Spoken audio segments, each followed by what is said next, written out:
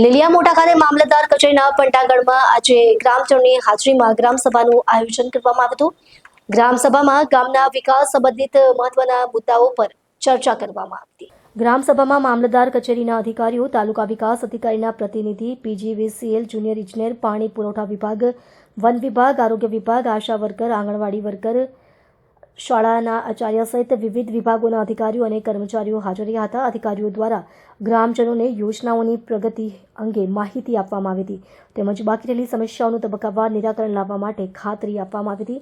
ગ્રામસભામાં મોટી સંખ્યામાં ગ્રામજનો ઉપસ્થિત રહી સક્રિય ભાગ લીધો હતો। રિપોર્ટર અનિલ વાળા, લીલિયા મોટા। એ મારાથી રજૂ થાય પણ ઘણાને પેટમાં દુખતું હશે એટલે એણે પ્રેસ આઉટ કરીને મારા વિરુદ્ધમાં એટલે કે મારા પક્ષના વિરુદ્ધમાં મારા કાર્યકરોને હલ્લાબોલ કરી અને પોલીસ સ્ટેશન સુધી પહોંચાડ્યા। આવી બધી સ્થિતિ ગઈ ગ્રામસભામાં થઈ હતી। વિજયભાઈ, તમને અટકાવવા માંગી અત્યારની જે ગ્રામસભા હતી, ગ્રામસભાની અંદર કયા કયા મુદ્દાઓ આવ્યો અને કયા કયા મુદ્દાઓ ઉપર તમે લોકોના પ્રશ્ન લઈને રજૂઆત કરવા આવ્યા? અમારો આજનો પણ મારો મેઇન એજન્ડા ગટર અને જલસે નલ યોજના હતી।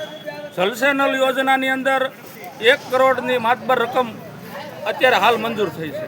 ટૂંક સમયમાં કનેક્શન દેવાવાના છે પણ કનેક્શન દેવા માટે પંચાયત અત્યારે 13 લાખ રૂપિયાની વધારાની ગ્રાન્ટ એને ભાંગતૂટમાં વાપરવા માગે છે।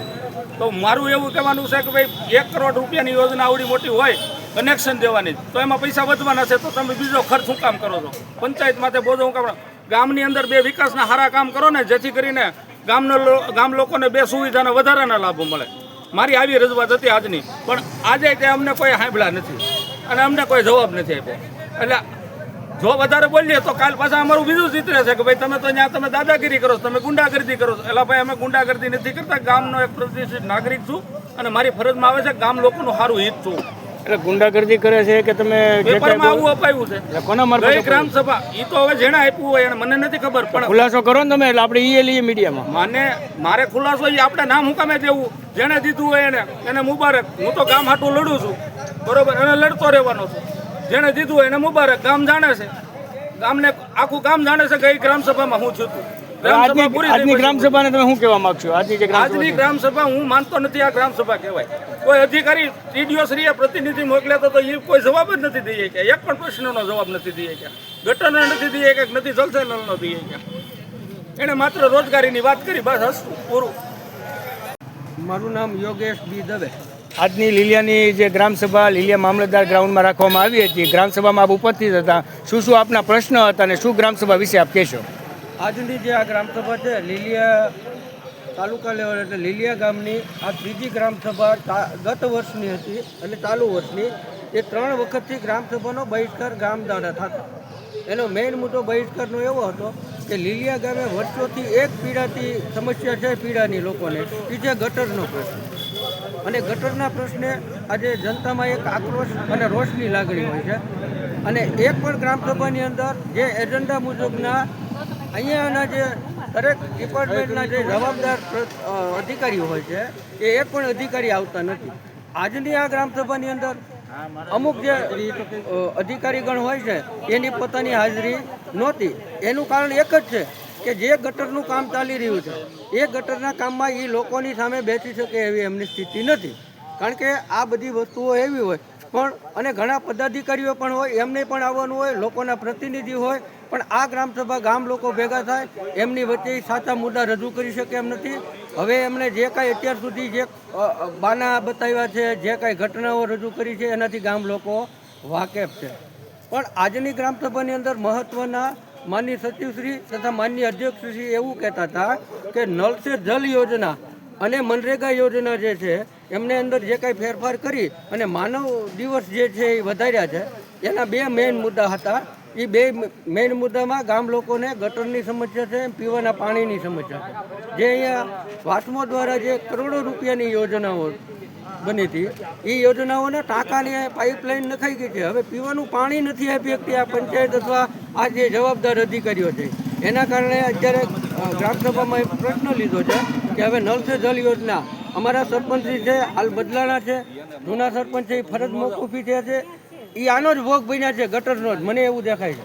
એટલે એમના કારણે જે આજે ગ્રામસભા હતી એમાં 2 મુદ્દાને મહત્વ આપ્યું છે। બાકી ગટરનો પ્રશ્ન છે અને પીવાના પાણીનો પ્રશ્ન છે। જ્યાં સુધી નલ સે જલ યોજનાની અંદર સંપૂર્ણપણે એમનું એસ્ટિમેટ ન આવે, એમનો ખર્ચનો હિસાબ ન આવે, ત્યાં સુધી નલ સે જલ યોજના સંપૂર્ણપણે શરૂ કરવા દેવી નહીં અને ગામ લોકોની એક એક ટીમ બનાવી અને બિન રાજકીય રીતે પીવાનું પાણી છે એ વહેલી તકે ગામને મળે એવું એક આયોજન કરવાનું છે. દરેક એરિયા મુજબ એક સમિતિ બનાવી અને પીવાના પાણીની યોજના સંપૂર્ણ સફળ નહીં, આજની થાય આજે એવી. ગ્રામસભા યોજાણી, ગ્રામસભામાં કોઈ ગામના લોકોનું કોઈ એવું આવેદન હતું, કોઈ આંદોલન હતું કે આટલી પોલીસ પ્રોટેક્શન ને આ બધું કંઈ? હવે એવું જાણવા મળ્યું કે આવ્યો તો ખ્યાલ ન હોય, પણ જ્યારે ગ્રામસભાની અંદર સૌ ઉપસ્થિત થવા માંડ્યા ત્યારે લોકોએ પ્રશ્ન કર્યો કે ભાઈ આટલું બધું પોલીસ ડિપાર્ટમેન્ટની હાજરી કેમ છે એમ. કારણ કે એજન્ડામાં કોઈ પણ જવાબદાર કર્મચારીને હાજર બોલાવ્યા હોય જે ડિપાર્ટમેન્ટમાં, પણ મને એવું લાગે છે કે કોઈ અધિકારી અથવા પદાધિકારીની સૂચના હોય પોલીસ સ્ટેશને. હવે એ તો જાણવા જો છે, જાણશું આપણે કે ભાઈ એટલું બધું પોલીસ પ્રોટેક્શન રાખવાનું કારણ શું. આ કોઈ અહીંયા આતંકવાદીનો હુમલો થાય એવી કોઈ શક્યતાઓ નથી, કોઈ એવી ઘટનાઓ ઘટી નથી આ ગામની અંદર. હાલ જે શતાબ્દી મહોત્સવ ઉજવાઈ રહ્યો છે, 18 વર્ણના લોકો આજે રાત દિવસ જોઈ અને એક રામમય અયોધ્યામય લીલિયા બન્યું છે. એવા સમયે જો આજે આ પોલીસ ડિપાર્ટમેન્ટને જોઈ અને લીલિયામાં આ લોકો ઉપસ્થિત હતા એને કુતૂહલ થયું છે કે આટલી બધી પોલીસ પ્રોટેક્શનની અંદર ગ્રામસભા બોલાવવાનું કારણ શું. પણ હવે આપણે જોઈએ છીએ કે આ ઉત્સવ પૂરો થાય પછી નલ સે જલ યોજના અને ગટર યોજનાના મુદ્દે બિન રાજકીય એક બોલાવશું અને જે પોલીસ પ્રોટેક્શનની બાબત છે એમાં જે કોઈ પદાધિકારી અથવા જે કોઈ આગેવાનો આવ્યા હતા એમણે એક તપાસનો વિષય લઈ અને પૂછવામાં આવશે જવાબદાર અધિકારીએ મોકલ્યા હોય કે પદાધિકારી હોય કે શા માટે તમે આવું ભાઈ સુરક્ષા કવચ હું કામ એટલું બધું રાખ્યું હતું, આમાં કોઈને કાંઈ જોખમ હતું કે શું હતી એ પછી જાણવા મળશે.